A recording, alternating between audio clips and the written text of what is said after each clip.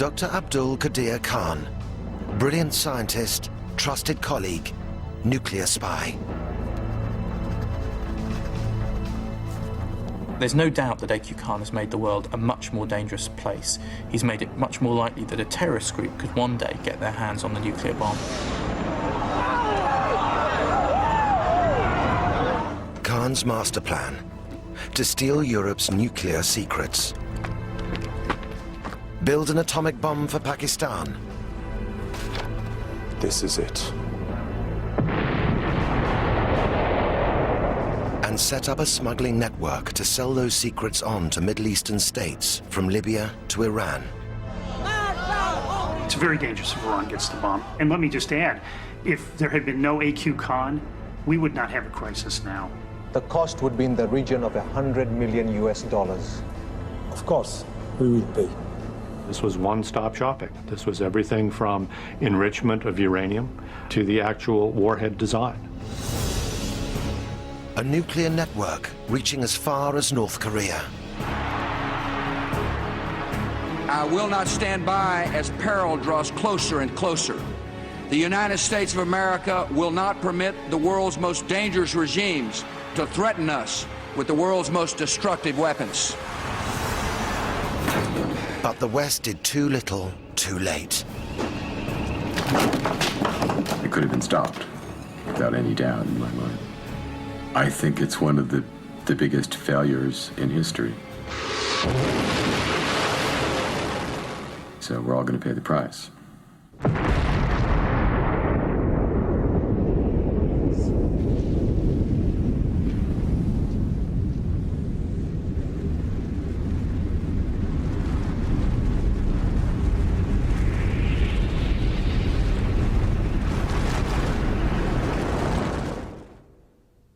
The mastermind behind the biggest global nuclear smuggling ring, A.Q. Khan, is accused of being the most dangerous man in the world. Khan is not permitted to tell his own story, and in this film he is played by an actor.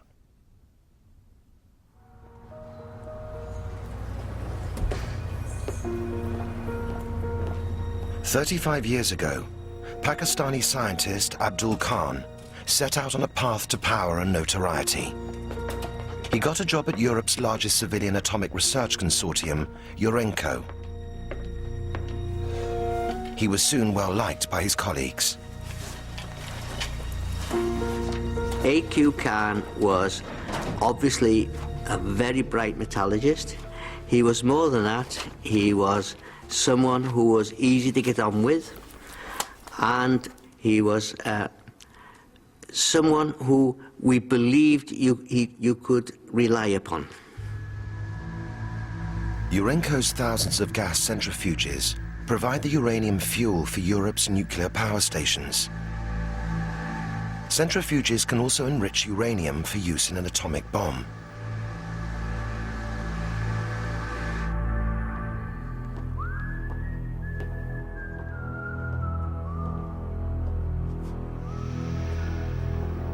Known to the Pakistani Secret Service as Agent Karim, Khan was on a spying mission. He was forbidden access to all classified material, but security was lax.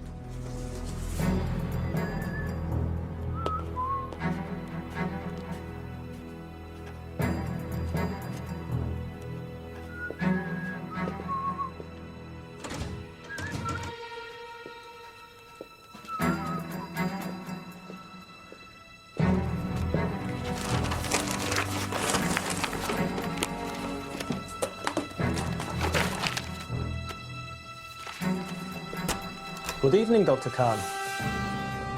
Working late? No, I'm just writing to my family in Pakistan. You see, they're always complaining they never see or hear from me. Okay. I'll see you on the way out. Yes.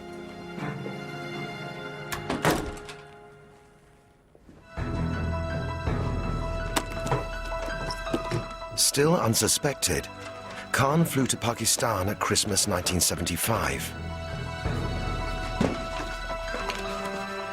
He took with him his Dutch wife and their 2 young children. He wrote to his employers saying he had contracted yellow fever, and then he never came back. And it would take the Dutch years to discover what Khan had stolen and why.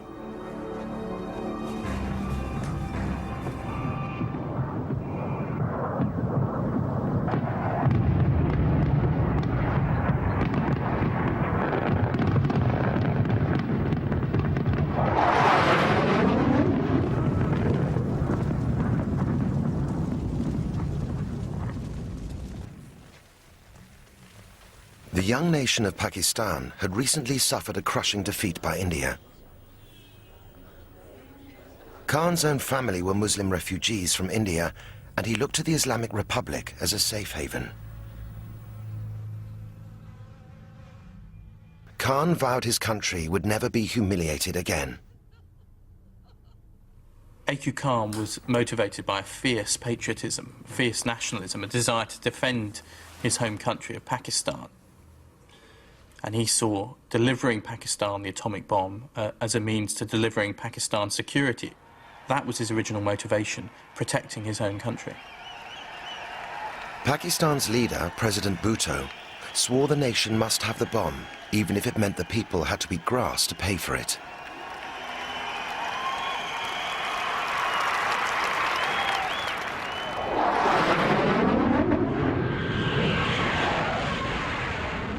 It was a terrifying prospect.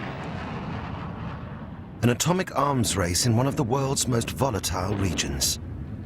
The next war between India and Pakistan could lead to a nuclear holocaust with global fallout.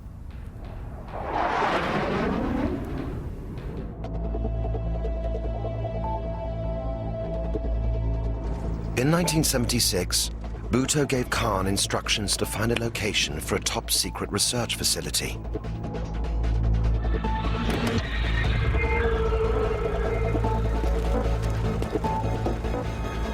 The code name was Project 706.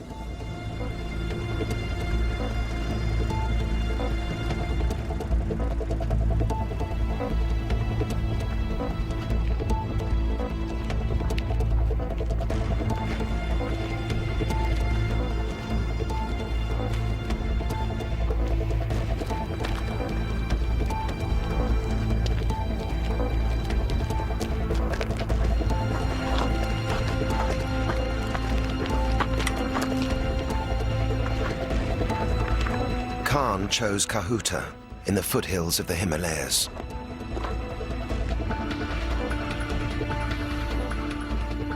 This is it. This is where we will build the plant. His task, to deliver Pakistan's nuclear bomb, the first in the Islamic world.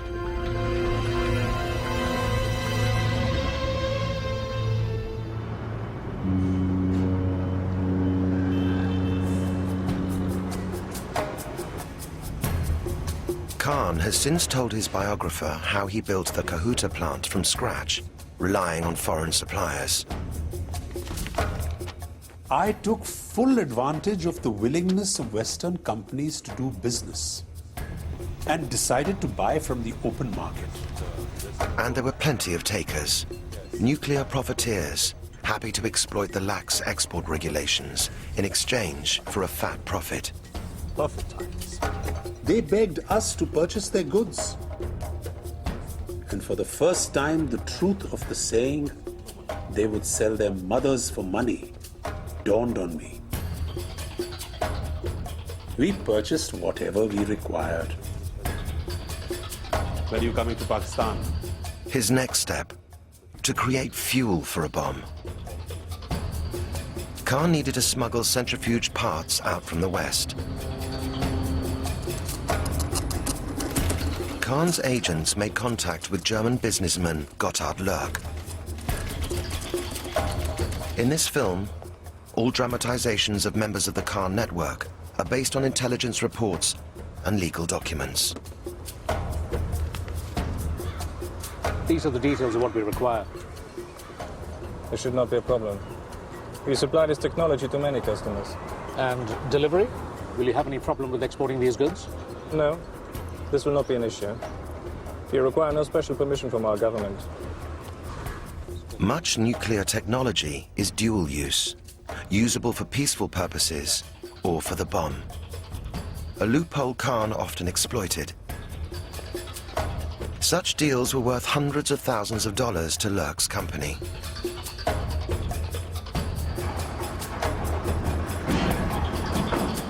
And with contacts all over Europe, Khan's bomb project rapidly accelerated. They were operating throughout Western Europe, to some degree in the Middle East. They had people all over the place.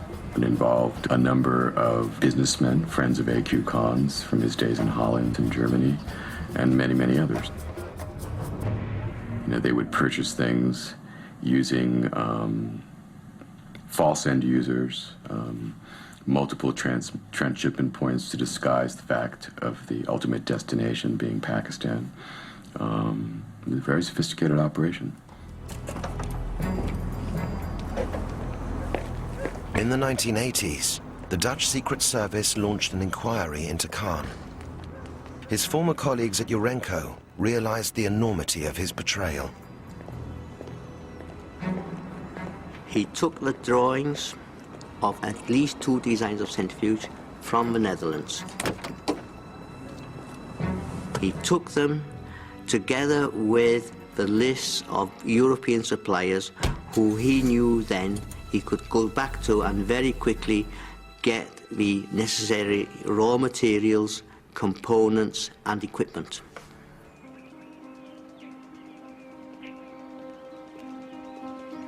In 1983, the Dutch charged Khan with nuclear espionage. Khan protested his innocence to the press. It was the most concerted and vicious campaign ever launched against anybody since the Second World War. I was presented as a fanatic Muslim devil, a James Bond or a Dr. No or whatnot. The Dutch initiated a false and concocted case against me without my knowledge.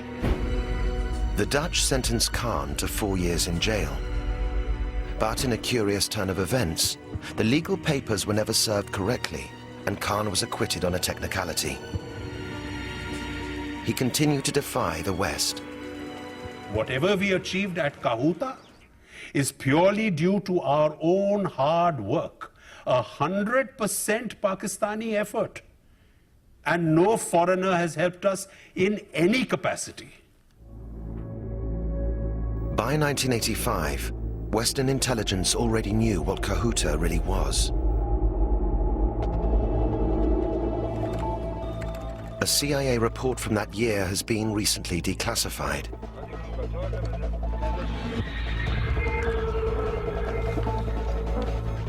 Pakistan has had personnel and facilities dedicated to the pursuit of a nuclear weapons capability since 1971.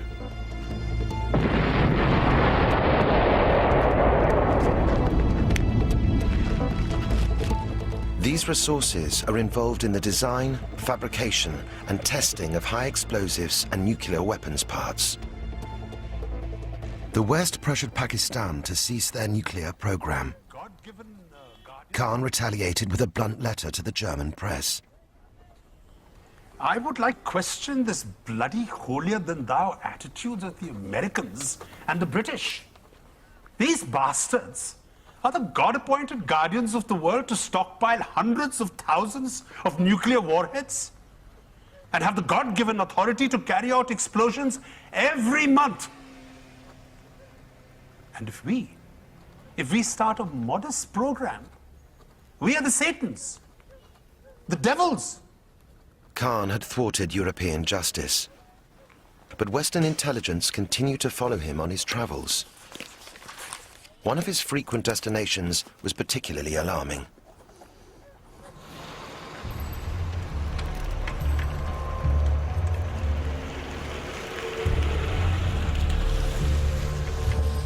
China. Assalamu alaikum. Neha, very good to see you. What business did Agent Karim have with a communist superpower with the world's third largest nuclear arsenal?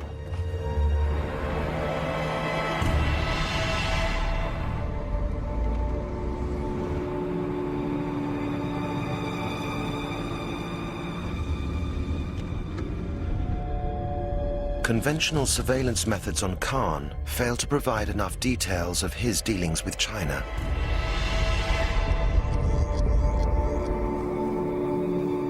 So the CIA mounted a bold operation, which they still refuse to discuss in detail. All I can say is that the Chinese provided invaluable assistance to Pakistan's nuclear efforts.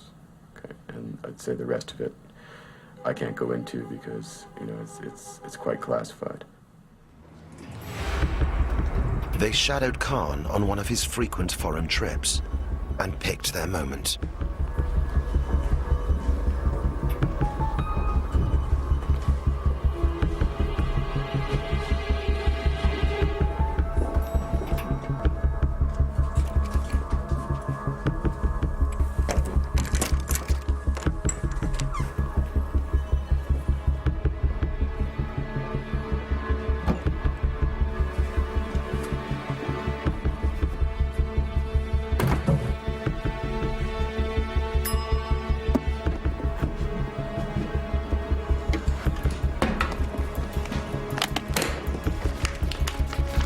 I had asked someone to book me a plane ticket to Islamabad. Could you please find out if it has been done? The contents of Khan's briefcase confirmed that Khan had obtained the Chinese design for a nuclear warhead.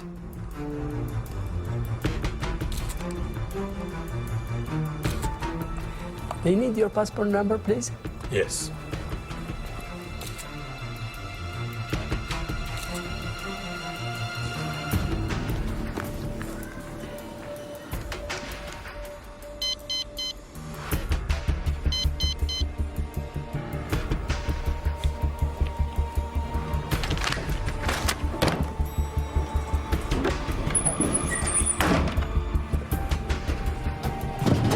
The CIA now knew the full significance of Khan's trips to China. Excuse me. Thank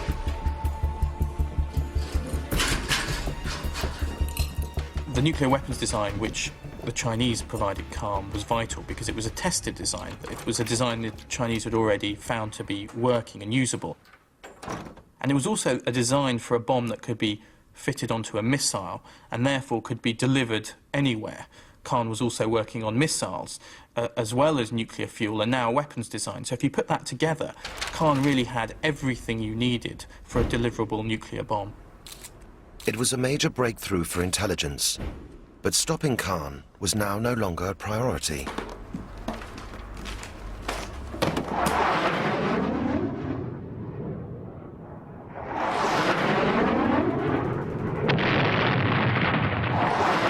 Afghanistan. Throughout the 1980s, a bloody battleground for invading Soviet troops and the fundamentalist Islamic resistance.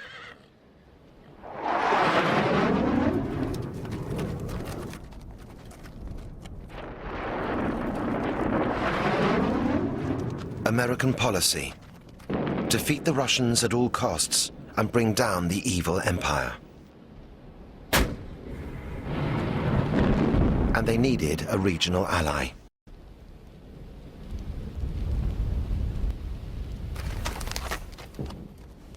It's clear that during the 1980s, the U.S. was receiving some very troublesome information about Pakistan's nuclear weapons program.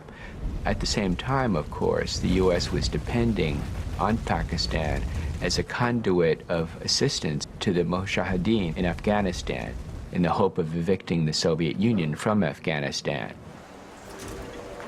So even though the U.S. was aware of a number of these activities, it was very reluctant to come down very hard on Pakistan. Khan took full advantage of Pakistan's change in status. By the mid-80s, such was his confidence that his network even started to operate in the United States. Khan was after hardware to update his uranium centrifuges, but it was a step too far.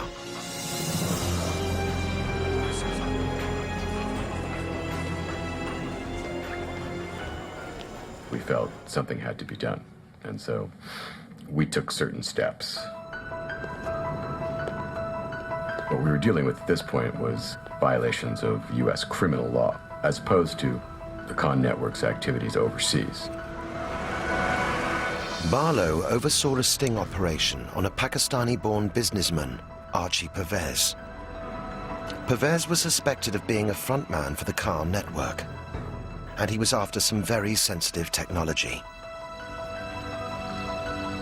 I learned that Archie Pervez was attempting to purchase 25 metric tons of something called 350 grade Malaysian steel. Malaysian steel is an export-controlled, ultra-strong steel, which has very, very limited uses. The reason it's controlled primarily is that it's used to make rotors for gas centrifuges to enrich uranium. The team needed to know who Pervez was buying for and where the steel was being smuggled to. One container will pick up on the 15th. I want you to inspect both shipments, though. Sure, I will. I'll pick up the other a week later. The reason I'm picking up 2 shipments, we want to recycle the money. Recycle the money? Okay. Okay? I want to protect my clientele. Finally, Pervez let slip what they needed to know. Good. The Kahuta client is ready. It's going to the Kahuta plant. Okay. Kahuta, is that the correct pronunciation? Am I saying that right? Yes. Okay, great.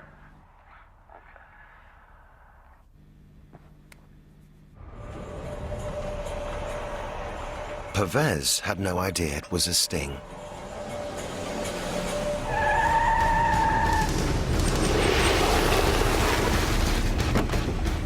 Mr. Pervez, you're under arrest. U.S. Customs. Please turn around. You have the right to remain silent. Archie Pervez was convicted for the attempted export of the material for the Pakistani bomb program. But the reaction of Barlow's political masters would come as a complete shock.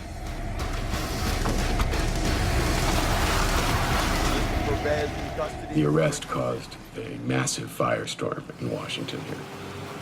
You know, the Congress was up in arms because they just approved $4.2 billion of aid to Pakistan, and suddenly this happens. And so, you know, there were demands for a hearing, and I was sent down by the CIA to testify in a closed session hearing.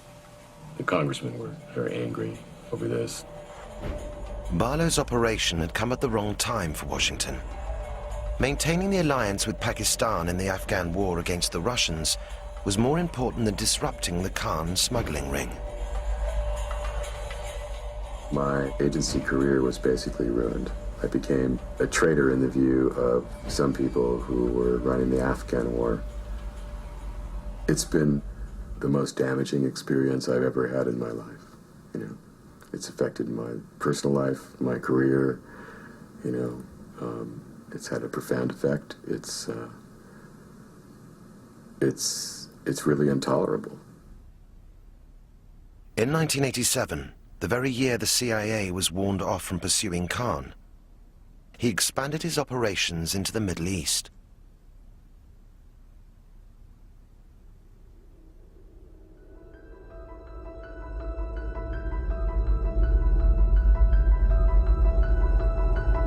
His headquarters were in Dubai, and the nature of his business was changing. The network was employing frontmen like BSA Tahir. Yes. A young, ambitious Sri Lankan, he ran a respected computer business, the SMB Group. We can guarantee on-time delivery and offer a full technical support. We would prefer a cash payment upfront, but you can pay by check. SMB Computers. The cost. The cost would be in the region of, say, $75,000 US. Not a problem. Good to do business with you. Assalamu alaikum, beta. Assalamu alaikum. How are you? Very well. Welcome to Dubai. Thank you, thank you. Tahir, often described as Khan's surrogate son, would rise from a lowly position in the procurement network to become the key figure after Khan himself. Have you had anything to eat? Not yet. Good. From Dubai, Khan plotted his next move. Dealing directly with Middle Eastern regimes hostile to the West and in the market for nuclear weapons.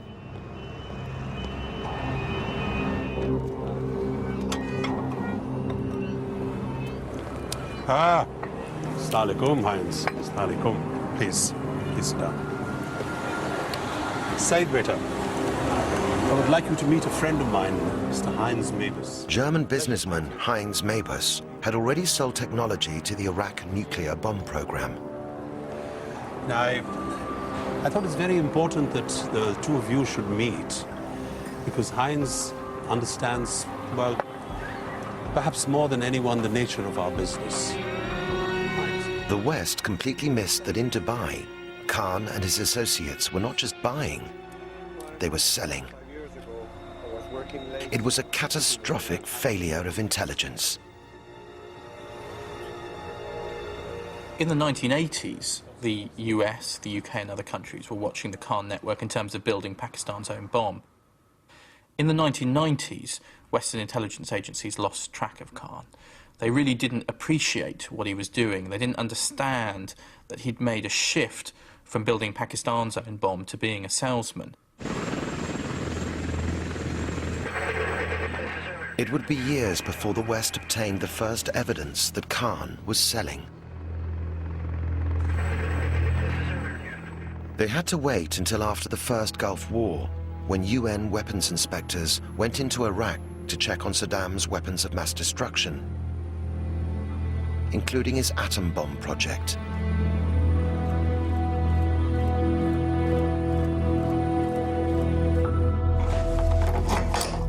At a chicken farm in the Iraqi desert, they uncovered a treasure trove of documents.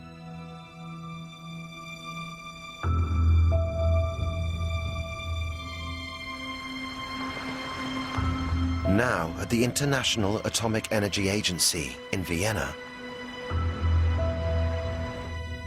where Khan's former colleague at URENCO, Trevor Edwards, works as a weapons inspector.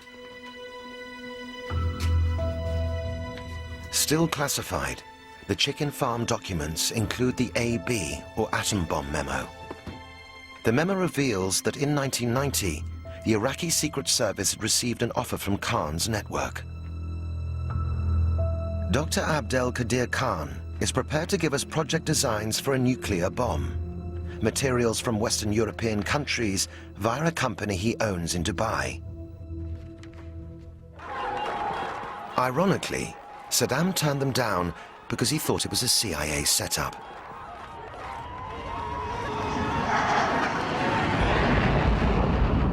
Yet Saddam's regime would eventually be destroyed by the Americans and British, claiming he had weapons of mass destruction.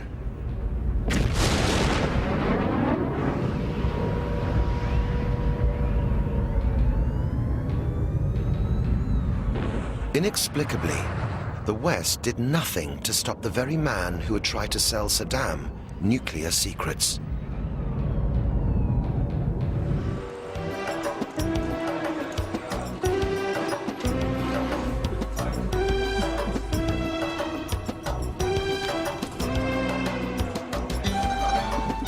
And so during the 1990s, Khan and his network were allowed to become very rich on the proceeds of successful sales to other clients the West knew nothing about.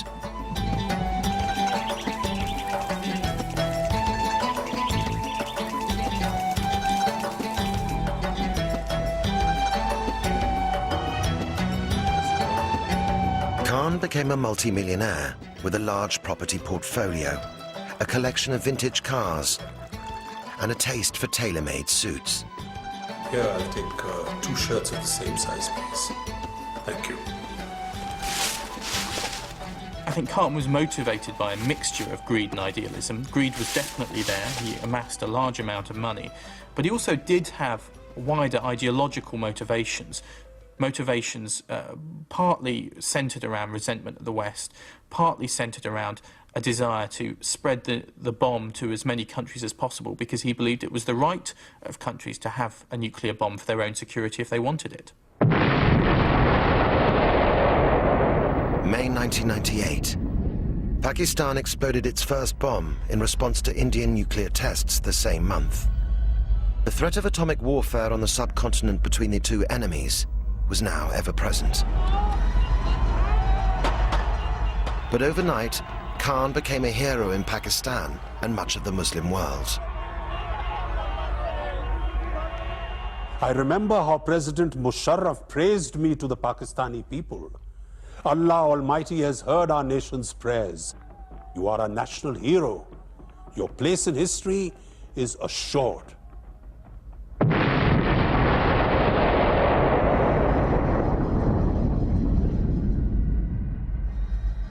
I think the ultimate event was the test in 1998. It was a clear-cut signal to their Islamic brothers that it could be done, and it's been stated by A.Q. Khan and other leaders in Pakistan from the beginning that this was not just the Pakistani bomb, that this was the Islamic bomb. And, you know, I think that that's something of grave concern. A.Q. Khan was instrumental in Pakistan getting the bomb, which has heightened the chance of nuclear war in South Asia. Also, you have to worry that a future government may become fundamentalist and then may use its nuclear arsenal to confront the West and become much more provocative and aggressive. So you have to worry a great deal about the nuclear assets in Pakistan. The research laboratories at Kahuta now began brazenly advertising nuclear technology at international arms fairs. But who was Khan selling to?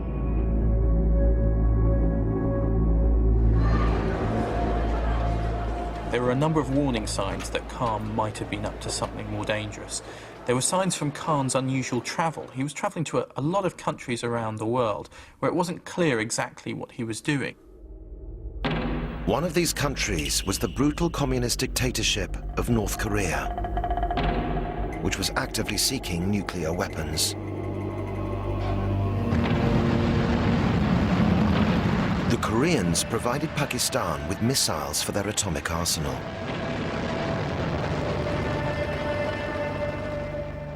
In return, Western diplomats suspected Khan provided them with centrifuges, which Pakistan denied.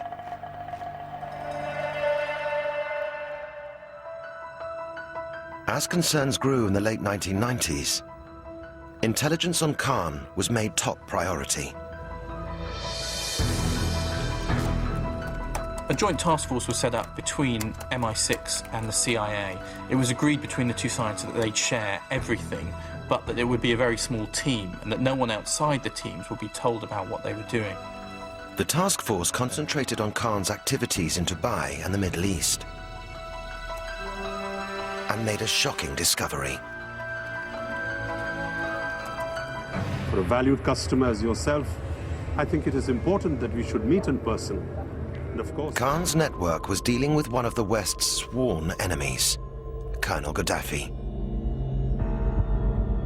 Libya had orchestrated terrorist attacks against the West, including the Lockerbie atrocity, which cost 270 lives. The intelligence team knew Libya wanted to buy nuclear weapons materials and suspected Khan was prepared to sell them. The question was, what to do about it? We had to make a decision. Do we stop this activity or do we watch it longer in the hope of understanding it better so that when we moved against it, we could take it out by the roots? And it was clearly the preference in Washington to watch it, track it better, and when we understand it better and feel we can eradicate it more completely, to take action only then. But the pursuit of Khan was suddenly thrown off course.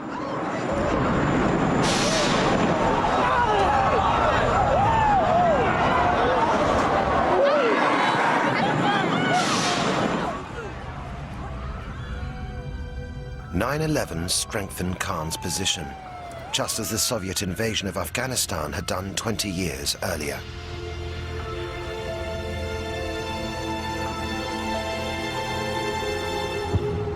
September the 11th attacks hugely complicated and slowed down efforts to stop A.Q. Khan.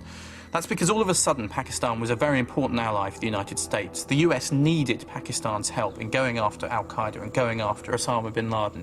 Now that was a problem in dealing with A.Q. Khan, because to deal with Khan you needed to put pressure on Pakistan, and doing that was very difficult because of Khan's status as a national hero.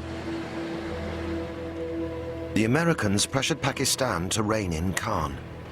President Musharraf called him in person.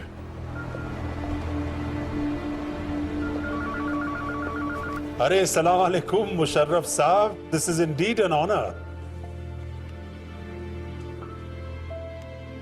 Nothing, President Saab. This is a routine trip. I do it so often, and you know that there is no problem. There's nothing to be worried about.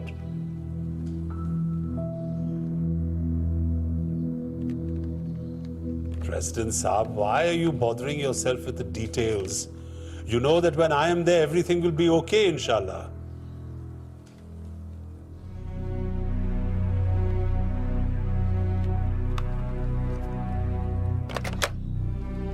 Despite the warning, Khan continued to sell Pakistan's atom bomb technology. But his cover was about to be blown.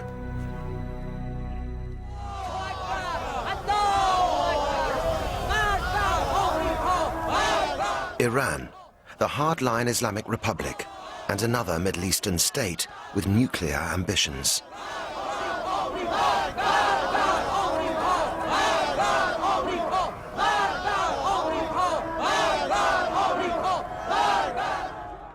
In 2002, an Iranian exile group revealed to the world the existence of an unknown uranium enrichment facility.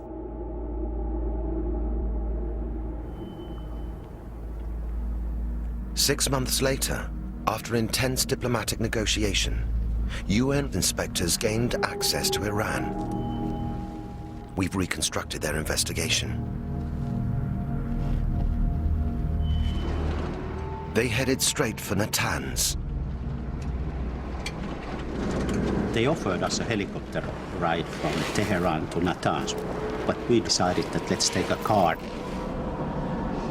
We drove that 250, 300 kilometer stretch from Tehran to Natanz. And with a high speed, it was all the time 170 kilometers per hour when we are pushing, because most of the time it's actually almost like a desert.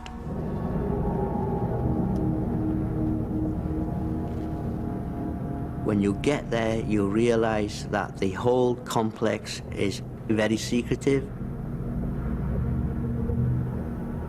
The major plant will be underground once it's built. It's not yet built, but once it is built, it'll be underground. And above ground, there is a pilot plant under construction. The inspectors were taken to a conference room and presented with details of the enrichment program.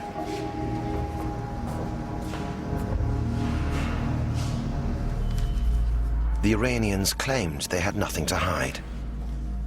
He said that we have developed this all by ourselves. We have used certainly all public information which was available. The project had lasted 5 years and basically used internet, etc. And that's what you see, and this is a genuine Iranian centrifuge. I went into the pilot plant.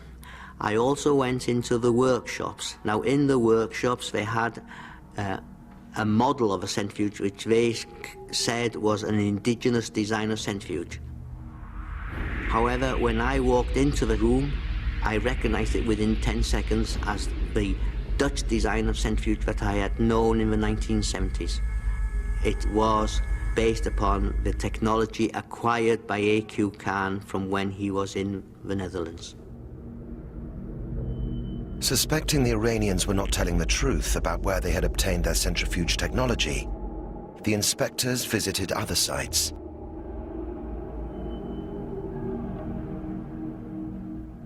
The Iranians claimed that this was just an old watch factory. Their investigation was to reveal far more. There were boxes and cartons piled up against the windows and piled up against the doors.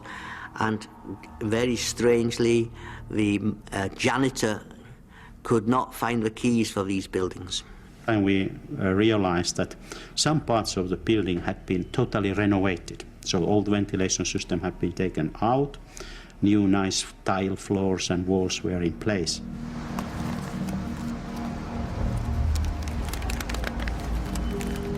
The swipe samples later revealed traces of uranium. The site Kalai had been used for attempted enrichment. But far more worrying, chemical analysis showed the centrifuges could not have been built in Iran. Conclusion: the Iranians were lying. Then they had to do a hard choice. Either stick to their previous explanations and just say, we don't know where it comes from, or you come with the explanation. And they decided to go for explanation. And then the story started to unravel, because then they said that actually it was not entirely genuine. We had got technology from abroad. To the astonishment of the inspectors, the Iranians confessed. They had held a series of meetings with the Khan network starting 16 years before, in Dubai in 1987. Khan had 3 trusted lieutenants at the 1987 meeting. Tahir, his uncle Mohammed Farouk, and the German businessman Heinz Mabus. Gentlemen, Dr. Khan sends his apologies that he cannot be here in person, but he sends his best wishes and assures you that we are more than capable of meeting with your request. Please. Now, what you see in front of you are the blueprints for the P1 centrifuge for uranium enrichment. The designs are European and have successfully been built by Dr. Khan in Pakistan, where they are fully operational. So, gentlemen, it's simply a matter of how much you're willing to pay.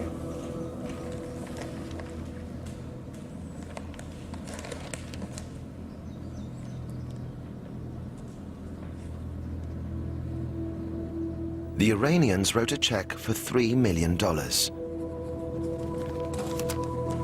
Please. Tahir's uncle, Mohammed Farouk, took it straight across town to make sure it wouldn't bounce.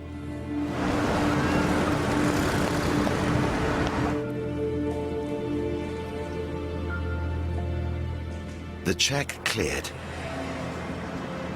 Khan had helped Iran along the road to nuclear power. Gentlemen, we are in business.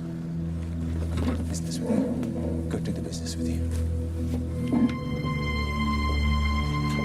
The Iranians also revealed that later, Tahir sold more centrifuge designs and components.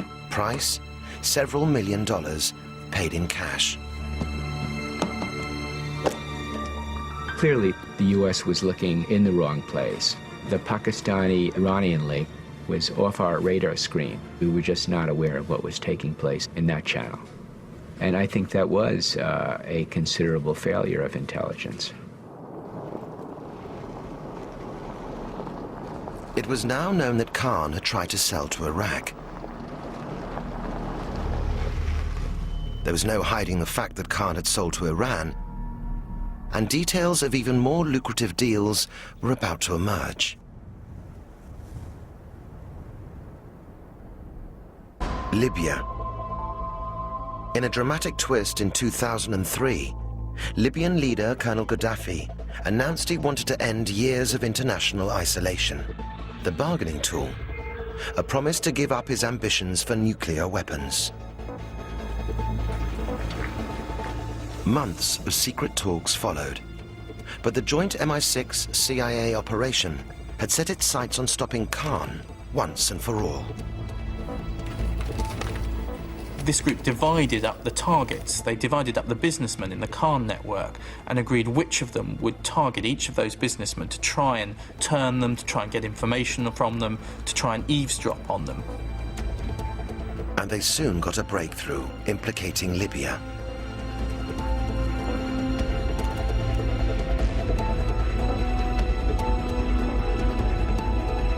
A Malaysian engineering company, SCOMI, had been awarded a contract worth $13 million by Tahir.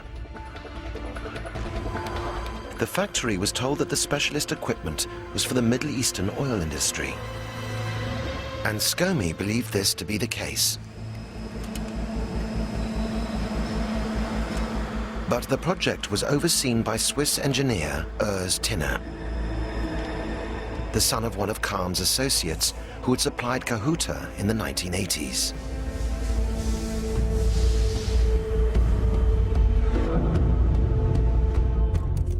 The MI6 CIA team activated a double agent at the heart of the Kahn network.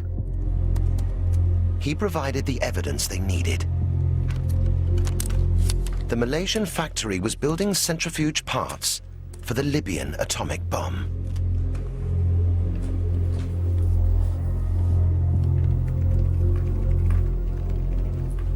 In 2003, the same source provided an invaluable tip-off. A container ship, the BBC China, was bound from Dubai to Libya. They seized the chance to move against Kahn, diverting the ship to Italy.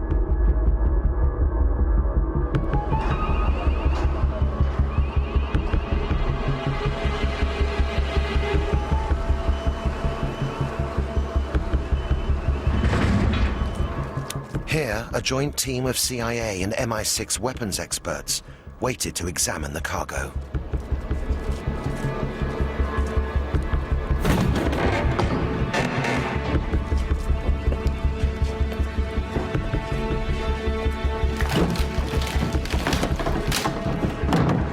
Inside, centrifuge parts bound for Libya, some from the Malaysian factory, and others from Kahn's Kahuta plant.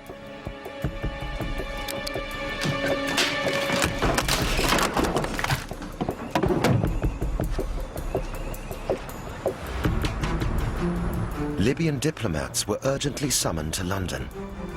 At an exclusive club, the British and Americans used the BBC China seizure as leverage to force the Libyans to give up on their nuclear weapons program. We did have a private room to conduct business in this very impressive surrounding. It was a discussion that was quite difficult, and I think all of the participants in that discussion would agree with that characterization, and it went on for a good number of hours. This evening, Colonel Gaddafi has confirmed that Libya has now declared its intention to dismantle its weapons of mass destruction completely. A month later, a team of UN weapons inspectors arrived in Libya. They told very frankly that they had contacts with Dr. A.Q. Kahn in terms of getting the technology and the meetings mid-1990s. So we got a very good start.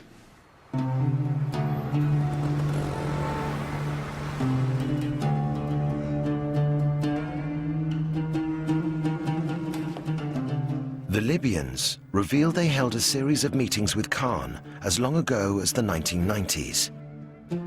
In Dubai, Istanbul, and Casablanca.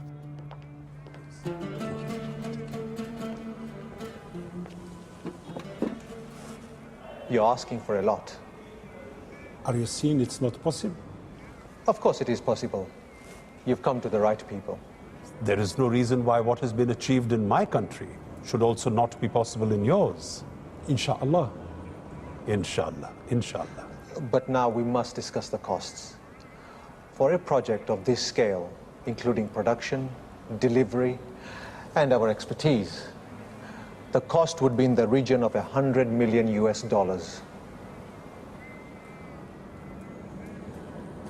It's a great deal of money. But for what we're offering, surely a small price to pay. Of course, we will pay. Good. Shukran. This remains Kahn's biggest known deal. Good to do business with you. Shukran. Shukran. On the Libya trip, the inspectors were taken to a secret site on the outskirts of Tripoli.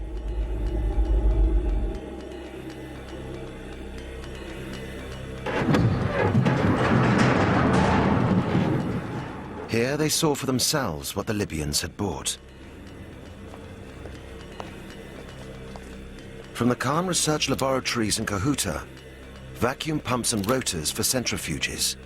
From Malaysia, precision parts manufactured by SCOMI. Perhaps most damning of all, a bag from Khan's tailor. Inside, the Chinese nuclear warhead design. This was one-stop shopping. This was everything from enrichment of uranium to the actual warhead design. The fact that you could go to one place and you could buy basically the capability to produce nuclear weapons was something that had to be stopped. News of the Libyan investigation sent the Khan-Tahir network into panic. Listen to me. Listen. Now, it is vitally important that you destroy everything relating to Libya. Yes, all the documents, all the emails, everything.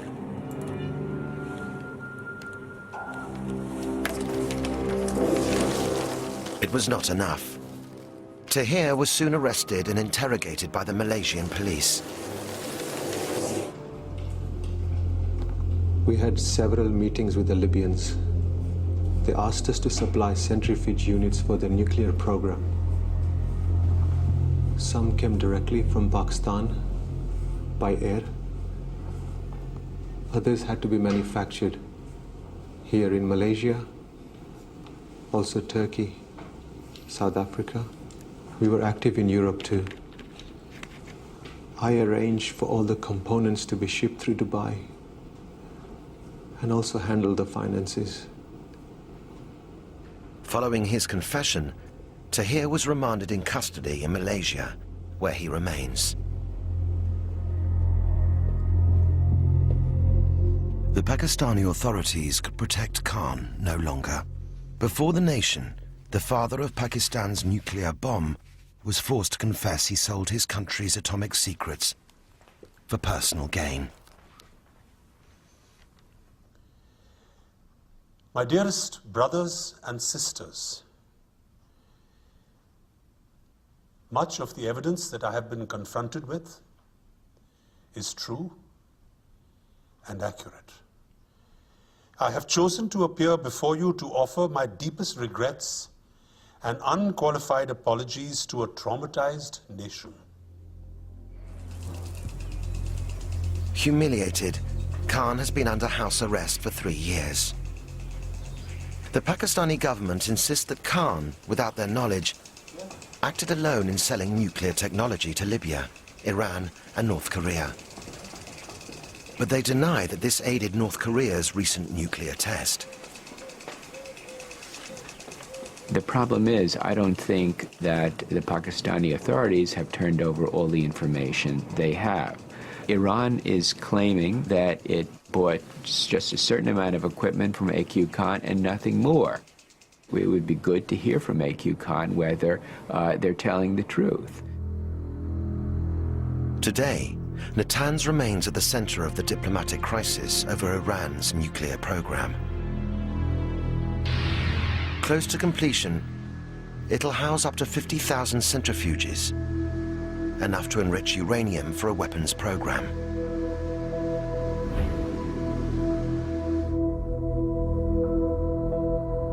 Iran insists that this is for peaceful purposes only. But in Washington, few believe that President Ahmadinejad is telling the truth.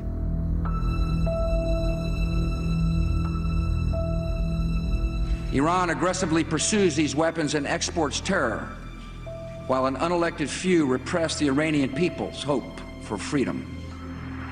It's very dangerous if Iran gets the bomb. And let me just add, if there had been no AQ Khan, we would not have a crisis now. Iran would not have been able to make progress on building gas centrifuges without the assistance of AQ Khan and his associates. The blame for this crisis really should rest squarely with Khan. And it has since emerged that Khan's one-stop shopping network has been involved in more than supplying centrifuges.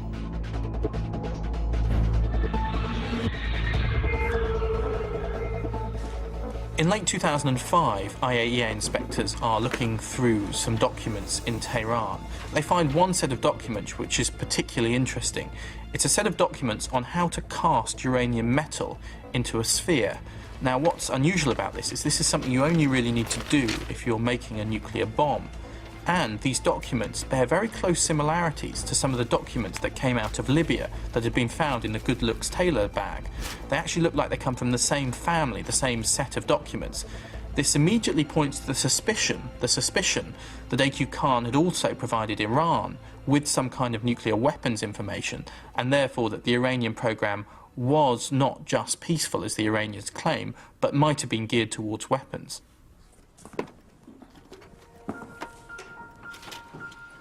And there are still so many unknowns. No one has access to Khan, or to the diaries he's kept for the past 30 years.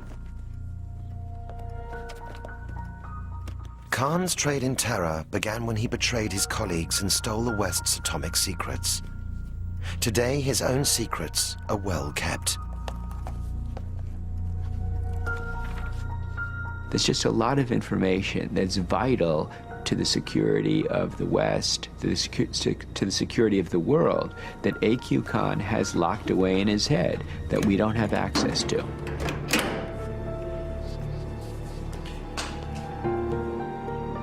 I think A.Q. Khan is vastly more dangerous than Osama bin Laden. Osama bin Laden, at the moment, is, capable of nothing more than conventional terrorism. A.Q. Khan has spread weapons of mass destruction to the most dangerous regimes in the world. Nuclear weapons technology is now available on the black market, thanks to A.Q. Khan, the trader in terror. The worst nightmare is that Khan's information will get into the hands of terrorists, or already has, and that it'll be key for them to be able to make a nuclear weapon that destroys one of our cities.